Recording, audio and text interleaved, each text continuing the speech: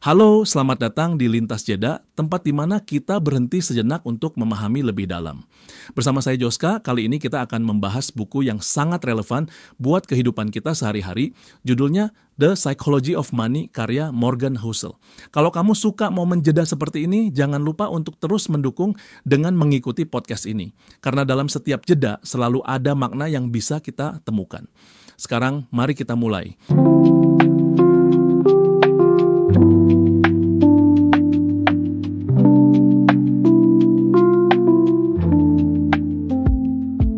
Teman-teman, pernah nggak sih kamu ngerasa heran kenapa ada orang yang penghasilannya besar tapi selalu kehabisan uang?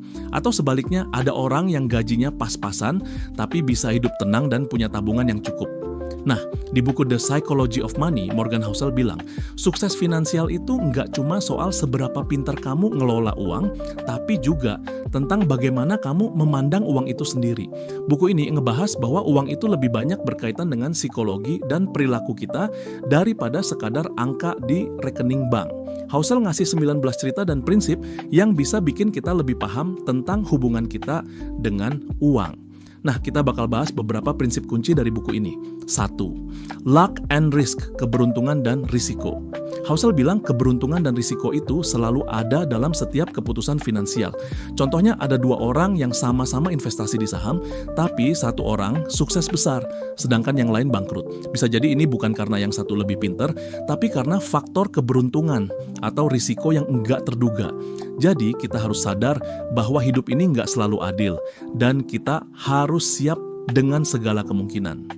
2. Never enough, tidak pernah cukup. Pernah nggak sih kamu punya target finansial, tapi begitu tercapai, kamu malah pengen lebih lagi? Housel bilang, salah satu masalah terbesar dalam keuangan adalah rasa tidak pernah cukup. Banyak orang yang terjebak dalam lingkaran ini, sampai akhirnya mereka mengambil risiko yang enggak perlu dan malah kehilangan segalanya. Kuncinya adalah tahu kapan harus berhenti dan bersyukur dengan apa yang sudah kita punya. 3. Getting wealthy versus staying wealthy, menurut Housel, ada perbedaan besar antara menjadi kaya dan tetap kaya. Menjadi kaya seringkali butuh risiko besar dan keberuntungan, tapi tetap kaya butuh disiplin, kesabaran, dan kebijaksanaan.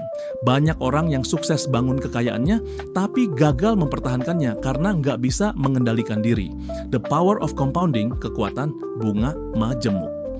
Ini adalah salah satu konsep paling penting dalam keuangan. Housel bilang, kekuatan bunga majemuk itu seperti keajaiban. Misalnya, kalau kamu investasi 1 juta rupiah dengan return 10% per tahun, dalam 30 tahun itu bisa jadi lebih dari 17 juta rupiah. Tapi masalahnya, banyak orang nggak sabar dan pengen hasil instan. Padahal, kunci dari bunga majemuk adalah waktu dan konsistensi. 5. Freedom is the ultimate goal. Kebebasan adalah tujuan utama. Housel bilang, tujuan utama dari uang seharusnya bukan untuk beli barang mewah atau pamer ke orang lain, tapi untuk memberikan kebebasan. Kebebasan buat ngelakuin apa yang kita suka, kebebasan buat nggak khawatir soal masa depan, dan kebebasan buat hidup tenang. Jadi fokuslah pada hal-hal yang bikin hidupmu lebih bermakna, bukan sekadar mengejar angka di rekening bank. 6. Your personal experience shapes your view on money.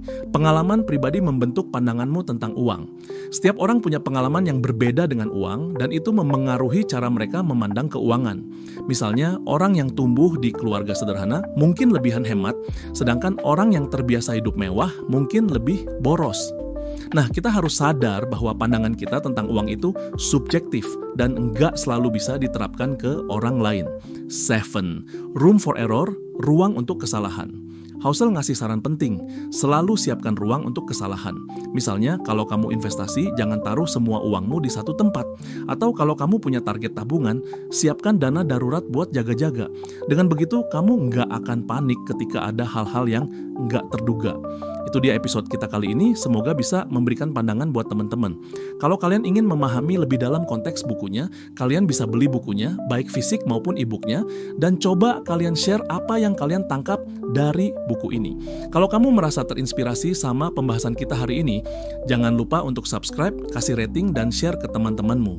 Sampai jumpa di episode berikutnya, di mana kita akan berhenti sejenak lagi untuk memahami lebih dalam.